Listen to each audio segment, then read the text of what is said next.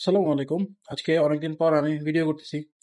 আসলে আমি অত প্রফেশনাল ভিডিওগ্রাফার না, তাই জন্য ভিডিও করা হয় না। আমার প্রজেক্টের সকালের খাবার দিলাম। এখন আমি কিছু রেনু ছেড়েছি, যেটা কই মাছের পোনা বাহির থেকে আনতে একটু হ্যাসেল। তার জন্য আমি নিজেই পুকুর করে মোটামুটি রেনু দিয়ে দিছি। তো এই জায়গায় আমার সকালের রেনুর খাবার দিয়েছি। আমরা রেনুরে মোটামুটি আমরা রেনুকে মোটামুটি দিনে বর্তমানে 3 বার করে খাবার দিতেছি। আজকে রেনুর বয়স 6 দিন।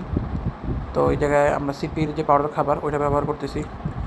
রেনু মূলত প্রথমে করতে চাইনি, পরে দেখলাম যে পোনা আমি গতবার বাহির থেকে আনার পরে আমি 1 লাখ প্লাস পোনা নিয়ে এসেছিলাম, তো আমি মাত্র 30,000 পোনা পাইছি।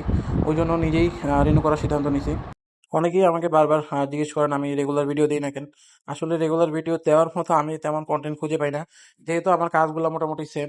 প্রতিদিন আমি বায়োফ্লকে মাছের খাবার দেওয়া, আমার এই রেনুর পুকুরে খাবার দেওয়া। ও আজকে আবার এই ছাগলকেও আমি গোসল দিছি। আমার এই ছাগল টানার পর থেকে আমি এখনো গোসল দেই নাই। একটু ঠান্ডাও ছিল এটার, যেহেতু সাদা কালার, খুব বাজে অবস্থা ছিল। তো আজকে ওই জন্যই শ্যাম্পু ট্যাম্পু দিয়ে গোসল করাই দিছি। তো মোটামুটি আলহামদুলিল্লাহ আমার ছাগলগুলো ভালো আছে। দেখতেছি, চেষ্টা করতেছি যে প্রতিদিন কোনো কিছু ভিডিও দেওয়া যায় কিনা। কন্টেন্ট যদি খুঁজে পাই ইনশাল্লাহ দিব। তো ছাগলের গোসল মোটামুটি শেষ আমার। তো ওই যে আরো ছাগলগুলো আমি বাড়িতে এনে বাইরে রেখে দিই, এখানেই খাবার দিই, এই যে গোসল করার পর দৃশ্য।